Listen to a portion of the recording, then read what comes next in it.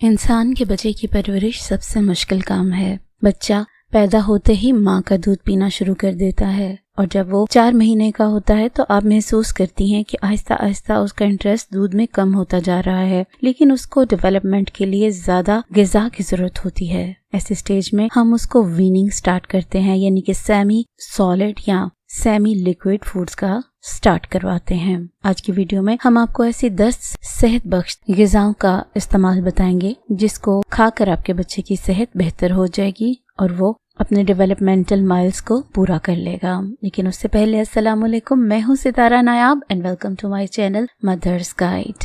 ये माओ के लिए एक बहुत अहम हदफ होता है कि जब उन्होंने बच्चों को सॉलिड फूड स्टार्ट करानी होती है, ये माओ को समझना पड़ता है कि उनके बच्चों को नमकीन चीजें पसंद आ रही हैं या मीठी चीजें पसंद आ रही हैं। फिर उस हिसाब से माएँ फूड्स को तैयार करती हैं। हम आपको मंथ बाय मंथ फूड्स के बारे में गाइडेंस देने वाले हैं, लेकिन आज की वीडियो में 4th मंथ के बच्चे के बारे में ये डिटेल्स हैं। सबसे पहले आप बेबी सीरियल्स जो होते हैं, जो कि चावलों के या जौ के बने हुए दलिए होते हैं या सीरियल्स होते हैं या सिरिलैक्स होते हैं, आप उनका इस्तेमाल कर सकती हैं। इसको आपने ब्रेस्ट मिल्क के अंदर या फॉर्मूला मिल्क के अंदर मिक्स करके पिलाना है, खिलाना है और कोशिश करना है कि इसको बहुत ज्यादा थिक ना बनाए, बल्कि इसको थोड़ा रनी रखें ताकि बच्चा आसानी के साथ इसको खा सके। और माँ का दूध या फॉर्मूला मिल्क मिक्स करने का मकसद ये होता है कि बच्चा उस टेस्ट के साथ फेमिलियर होता है। जब उसमें ये चीजें ऐड की जाती हैं तो वो उसको जाना पहचाना टेस्ट लगता है, तो वो आसानी के साथ खा सकता है। दूसरी चीज एवोकेडो होती है। एवोकेडो बहुत ही जबरदस्त फ्रूट है। आप उसको छीलें और उसको हाफ करें, उसके बाद उसका बीज निकालें और चम्मच के जरिए उसका जो फ्लैश है यानी कि गूदा है उसको बाहर निकालें। उसके बाद उसको आप किसी ब्लेंडर के साथ ब्लेंड करके उसकी प्यूरी बना लें और उसको थोड़े से दूध में, जो कि चाहे माँ का हो या फॉर्मूला मिल्क हो, उसमें ऐड करके उसको थोड़ी सूपी लुक दे दें और फिर उसके बाद बच्चे को पिलाएं। तीसरी चीज होती है बनानास। बनाना बच्चे को अगर आप देते हैं तो उसका जो डाइजेस्टिव सिस्टम है वो बहुत अच्छे से रन करना शुरू हो जाता है। उसकी बाउल मूवमेंट पहले से रेगुलर हो जाती हैं, क्योंकि इसके अंदर पोटाशियम होता है, फाइबर होता है, तो ये बच्चे को बहुत सेहत देता है। और इसके अलावा ये स्वीट होता है, तो इसलिए बच्चों को ये पसंद आ जाता है और इसको ज्यादा कुछ करना भी नहीं पड़ता, सिर्फ हाथ से आपने इसको मैश करना है और बच्चे को खिला देना है। चौथी चीज होती है बटर नट स्क्वैश या पंपकिन। ये जो घिया कद्दू आता है उसमें बटर नट जो स्क्वैश होता है वो ज्यादा नरम होता है और जो पंपकिन है वो थोड़ा सा हार्ड होता है उसकी निस्बत। तो आपने ये लेना है और इसको 375 डिग्री के ऊपर बेक करना है और उसके बाद इसको प्यूरी सी बना के अपने बच्चे को खिला देनी है। बीच में जो फाइबर है वो और जो बीज है उसको आपने बाहर निकाल देना है। सिर्फ जो गूदा है उसको आपने मैश करना है और फोक के जरिए बच्चे को खिला सकते हैं। 5वीं चीज है स्वीट पोटैटोज यानी कि शकरकंदी। ये बहुत रिच फूड होती है, इसमें हेल्दी कार्बोहाइड्रेट्स होते हैं, तो ये बच्चे को आसानी से डाइजेस्ट करने में मदद देते हैं। आपने इसको कट करना है, बॉईल करना है और इसको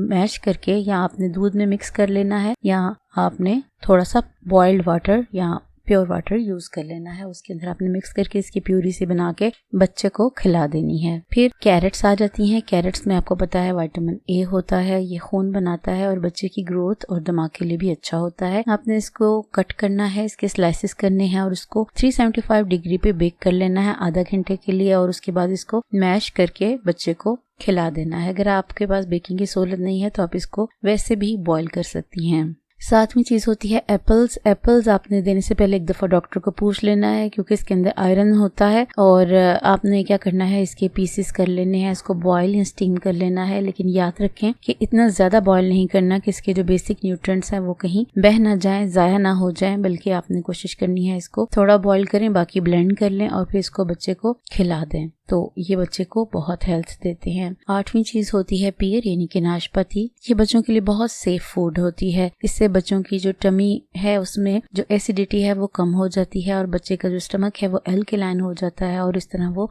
ज्यादा अच्छे से फूड को कंज्यूम कर सकता है। तो आपने इसकी प्यूरी बना देनी है और जिस तरह बच्चे को सीरियल्स खिलाते हैं उस तरह खिलाना है, या आप सीरियल्स के अंदर भी इसको ऐड करके बच्चे को खिला सकती हैं। फिर 9वीं चीज होती है मटर। ये बहुत ज़बरदस्त सब्जी है, इसके अंदर बहुत सी प्रोटीन होती है और आपने इसको क्या करना है, 6 मिनट के लिए बॉईल करना है और इसकी किसी प्रोसेसर या ब्लेंडर में प्यूरी बना लेनी है और इसके अंदर थोड़ा सा ब्रेस्ट मिल्क या फॉर्मूला मिल्क ऐड करना है, क्योंकि जब आप इसको बनाकर फ्रिज में रखते हैं तो ये थिक हो जाता है। इसको जब भी आपने गर्म करना है तो आपने इसमें थोड़ा सा पानी या दूध ऐड करना है ताकि ये सॉफ्ट हो सके या बच्चा जिसको इजीली कंज्यूम कर सके। इसमें आपके पास ऑप्शन हो सकती है कि आप हल्का सा नमक डाल के बच्चे को ट्राई करा सकती हैं कि क्या बच्चे को नमक वाली चीजें ज्यादा अच्छी लगती हैं या चीनी वाली। फिर जो दूध होता है, दूध तो उसका निमुल बदल है ही नहीं है, लेकिन जो बच्चा आपका बड़ा होता है आपने ये सोचना है कि दूध अब बेसिक फूड नहीं है। दूध बच्चे को न्यूट्रिशन देता जरूर है, लेकिन उसको साथ साथ सॉलिड फूड की जरूरत है। इसलिए आपने हर